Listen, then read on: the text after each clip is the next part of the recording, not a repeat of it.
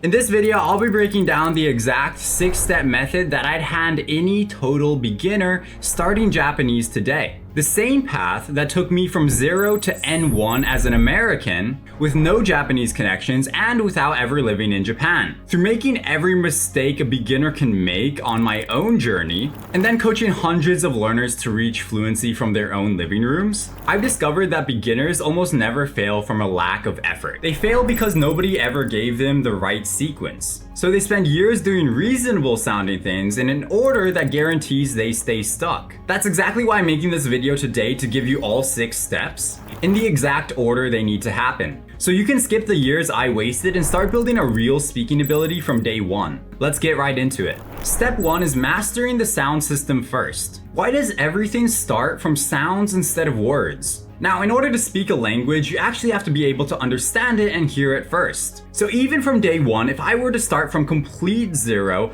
I would actually start listening to native conversations that Japanese adult speakers have in their day-to-day lives. And of course, while you're listening to this native Japanese speaking, whether that's a podcast, music, or some TV show playing in the background, in week 1, if you do nothing else, study the hiragana. Now, learning the hiragana gets you way farther in Japanese because it is exactly how people pronounce the language in Japanese. Romaji will make your Japanese sound strange. If you're using Romaji to learn Japanese, then you're always going to be sounding a little bit strange or a little bit off when you're actually speaking the language. But hiragana is what they call the phonetic system, which actually replicates how Japanese sounds.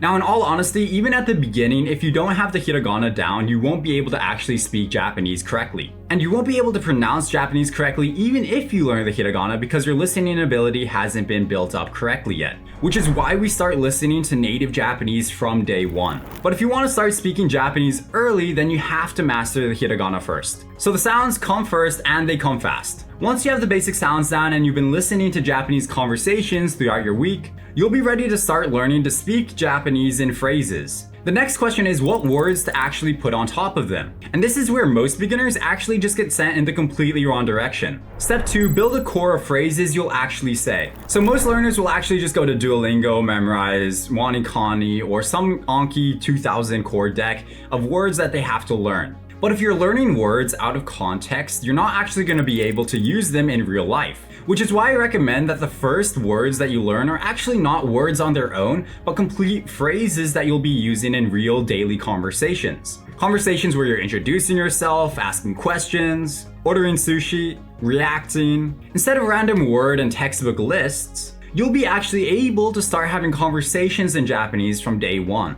A few hundred well-chosen phrases can get you so far in the Japanese language, you might not even have to study it at all if you just want it to be conversational. Now, outside of the phrases, you may still feel like you want to learn Japanese words if you want to say something specific, or if you have some sort of preference for certain things that come up in your life.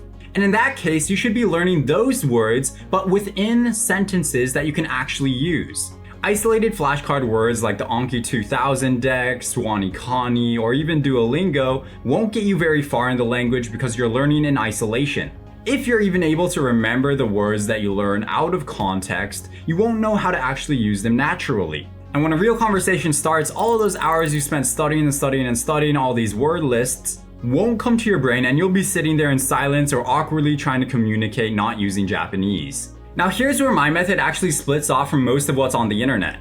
Because most people treat what comes next as something that you have to earn after years and years of studying. But in my method, it's actually step 3. Speak from day 1. Why should a beginner start speaking before they feel ready? Now, if you want to have perfect pronunciation, I would say it's okay to wait 3 to 6 months before you actually start speaking.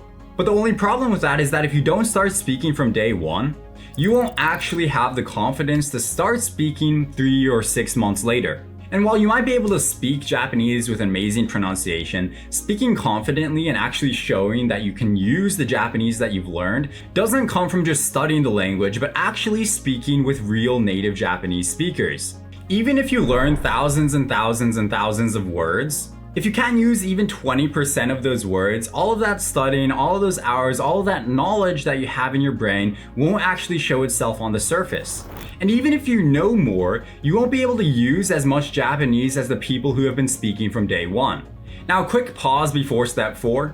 If you want help building this exact path for yourself, with real coaching and a plan built around your life, click the link below to book a call with me, and we'll actually map out where you should start. Step 4, deliberate immersion.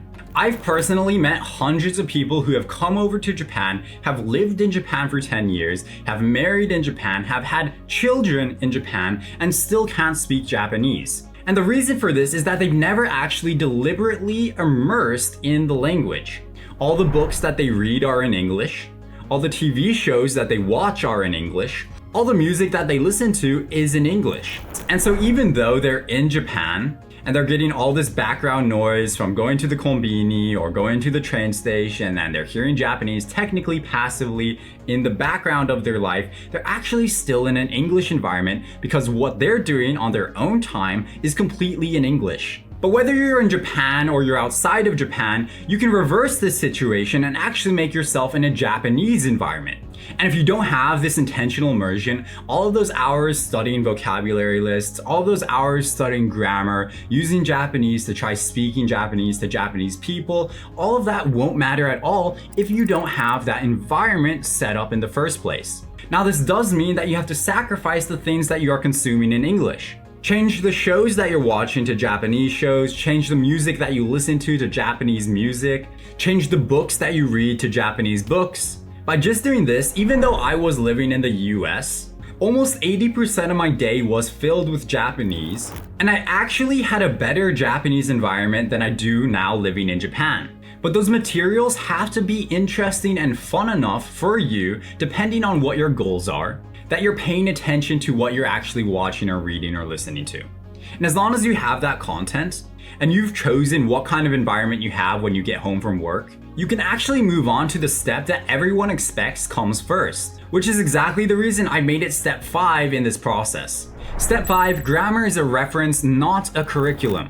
So how should a beginner actually handle grammar? So most learners try to study grammar until they've mastered it. But personally, I've actually never spent more than an hour on a single grammar point. The grammar in guides like Take Hymns or textbooks like Genki, Somatome, or even Mina no Nihongo, I had approached more as presentations of what kind of structures exist within the Japanese language. That means I read the rule, I read their example sentences. Sometimes I would make my own example sentence and then I would move on to the next grammar pattern.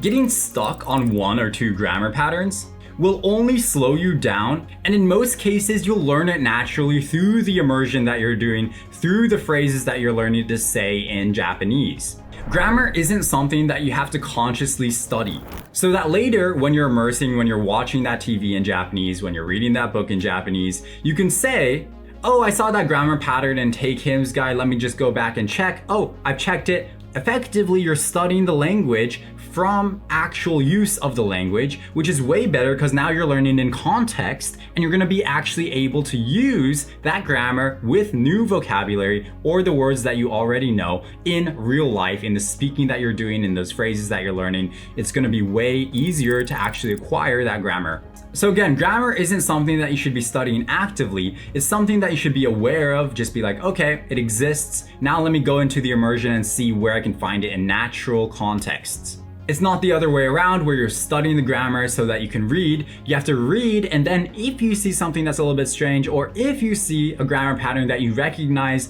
from what you had read over passively from a grammar guide like Take Hymns guide or one of those textbooks or some other sort of grammar site, then you'll be able to recognize it in the natural context, which will enable you to use it in natural speaking. And that leaves the final step, the one that quietly decides whether everything else in this method actually happens. Step 6, the feedback and accountability loop. So what separates the ones who finish from the ones who restart learning Japanese every January? It's getting your Japanese actually corrected by somebody who's walked the learner's path with real structure and real consistency. Because self-study has no mirror, and mistakes practiced alone become habits. Now, accountability is the actual engine of my entire method. Since every previous step, the immersion, the speaking from day one, even the reviewing of grammar, only works when it happens daily. And motivation alone has never carried anyone to fluency. Now you might be thinking, well Gus, I can do that with apps like Duolingo, Boompro, Wanikani.